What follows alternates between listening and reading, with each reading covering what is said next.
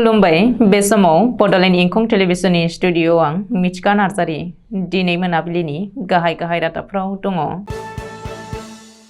लाबदांगुरि बाथाबारियाव उन्निखुरि हालाम बाहागि गौथुमनि बाथि फोरबो फालिथाय। खारिजा बिजनि लाबदांगुरियाव गिख्रंथाव अर खामनायजों गं 20 न'आ खामग्लिदों। सांग्रां जा बिजनियाव बाइकजों बेग सेखग्रा सिखाव उजिदों। दिल्लीनि कालकाजी मन्दिराव दुखुनांथाव जाथाय।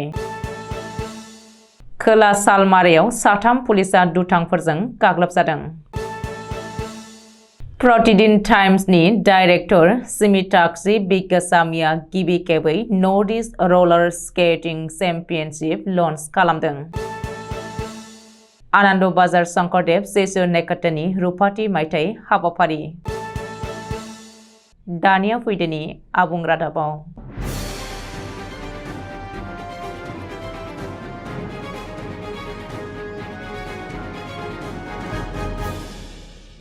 बाक्सा जिल्लानि लाबदांगुरि बाथाबारि गामियाव उन्निखुरि हालाम बाहागि गौथुमनि बाथि फोरबो फालिनायखौ 28 जानुवारि 2024 रबिबारखालि बाथाबारि गामिनि प्रमद बसुमतारिनि न' लांगोनायाव खुंनाय जायो। बाक्सानि उन्निखुरि हालामनि थागिबि रुंसारि नरेश्वर बसुमतारि, रुंसारि कान्तेश्वर बसुमतारि आरो रुंसारि रमेश बसुमतारिमोनखौ बिथा खालामनानै खुंजानाय बे बाहागि गौथुमनि फोरबो खुंनायाव आथिखालाव आसामनि गुबुन गुबुन जिल्लाफोराव गोसारनानै थानाय बाहागिफोरा जयै थुबुर जानानै सिनायथि लालायो। बे बाहागि फोरबोआव गहपुर, बाक्सानि निकाजी, पाटारकोसी, दिहिरा, खान्थालगुरि, बाथाबारि, सुग्रेंबारि, आटखारि आरो चिरांनि पानबारि, बोरिमाखा, सावरुं, दावराइबारि बायदि बायदि गामिनि बाहागि खुरमाफ्रा बयबो बाहागो लायो।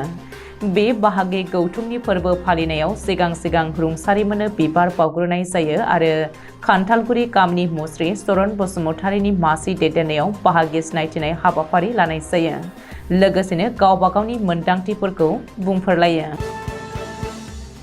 बाक्सा जिल्लानि खारिजा बिजनि लाबदांगुरि आउटपस्ट थानानि बेन्दोंआव सनिबारनि हर समाव 10 रिंगासोआव गिख्रंथाव अर खामनानै गासै गं 20 न'आ खामग्लिनानै सेवहांगार जादों। सुलुङाव फोरमायथिनाय बायदिब्ला मोब्लिबारि सर्ट सार्किट जानायनि जाहोनाव बे गिख्रंथाव जाथाया जादोंमोन। लाबदांगुरि पुलिसा आथिखालाव जाथायनि सोमोन्दै रोखायै मिथिथ'वाखैमोनब्लाबो नायबिजिरनो लाबाय होननानै मिथिहोदों। चिरां जिल्लानि बिजनियाव बाइकजों बेग सिखग्रा सिखाव उजिदों। सनिबारखालि मोनाबिलि समाव बिजनि नोगोरनि 2 नं वार्ड रिंखांपुरियाव गंसे बाइकआव उनथिंजायनिफ्राय फैनाय 2 सुबुङा लामाजों थाबायलांबाय थानाय सासे आइजोनि रां बेगखौ सेख'नानै लानानै खारदों। आथिखालाव बेनिखायनो लामा सामायाव थाबायोब्ला मबाइल बायदि आगजुजों रायज्लायोब्ला सांग्रां जा, नङाब्ला खैफोदनि शिकार जानांनो हागौ। हादरनि राजथावनि दिल्लीयाव थानाय कालकाजी मन्दिराव दुखुनांथाव जाथाय जादों। मन्दिरनि हाबाफारियाव बानायनाय स्टेजआ बायनानै हरखाबै बायनायाव सासे आइजोनि जिउआ खहा जायो आरो 19 जोखोम जायो। दिल्ली पुलिसनि सुलुङाव फोरमायथिनाय बायदिब्ला सनिबारनि मोनायाव कालकाजी मन्दिर कमिटिया मोनसे धोरोमारि गौथुम खुंदोंमोन आरो बे हाबाफारियाव हारिमुआरि दिन्थिफुंनाय जादोंमोन। खमैबो 40,000 सुबुङा बे हाबाफारियाव बाहागो लादोंमोन, अब्लाबो हरनि 12 रिंगासोआव स्टेजआ बायनानै बे जाथाया जादोंमोन। खोला सालमारा जिल्लानि बन्दिहाना आउटपस्ट थानानि 3 पुलिसा सिनाय मोनै दुथांफोरजों गाग्लोबजादों। सुलुङाव फोरमायथिनाय बायदिब्ला पुलिसा 4 नं सिराखावा गामिनि आलाउद्दिन मुंनि सासे डाकाइतखौ गावनि न'निफ्राय हमनानै लाबोदोंमोन। बे समावनो माखासे दुथां सुबुङा पुलिसनि सायाव गाग्लोबो। मख'नो गोनांदि डाकाइत आलाउद्दिननि हेंथायै 2014 फकीरगंज थानायाव केस नंनि जोहै CRPCआ धुबुरी जिल्ला बिजिरसालियाव बिजिरनायनि खामानिया आद्रा जानानै दङमोन। गुवाहाटीनि पान्जाबारि मेट्रपलिटान हाई स्कुलाव गिबि खेबै साननैनि हाबाफारि लानानै नर्थ इस्ट रलार स्केटिं चेम्पियनशिप खुंनाय जादों। बे हाबाफारियाव गासै 4 स्टेट अरुणाचल प्रदेश, मेघालय, नागालेण्ड आरो आसामनि गेलेगिरिफ्रा बाहागो लादोंमोन।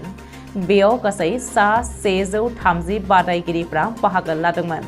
प्रतिदिन टाइम्सनि डाइरेक्टर सिमिताक्षी बिग्गासामिया बे हाबाफारियाव बाहागो लादोंमोन आरो गावखौनो गाव गोजोननाय मोननाय फोरमायदों। बाक्सानि सालबारि महकुमा बेन्दोङाव थानाय आनन्द बाजार शंकरदेव शिशु नेकाटानि रुपाथि मायथाइ फोरबोनि जोबथा हाबाफारिया सानैनि मेहेरगोनां हाबाफारिजों आनन्द बाजार दुर्गा मन्दिर फोथाराव खुंफुंजादों। मख'नो गोनांदि सानैनि मेहेरगोनां हाबाफारिजों खुंफुंनाय सिलभार जुबली फोरबोनि जोबथा हाबाफारियाव गिबि साननि हाबाफारियाव ओंखारनाय जादों मोनसे गिदिर हारिमु हान्जा सुरनाय। साननि 10 बाजिनिफ्राय ओंखारनाय हारिमु हान्जा सुरनायखौ बेखेवनानै होयो भबानिपुर विधानसभा समष्टिनि एमएलए पनितर तालुकदारा। दिनै मोनाबिलिनि रादाबा एसेनोसै। गोजोन्थों।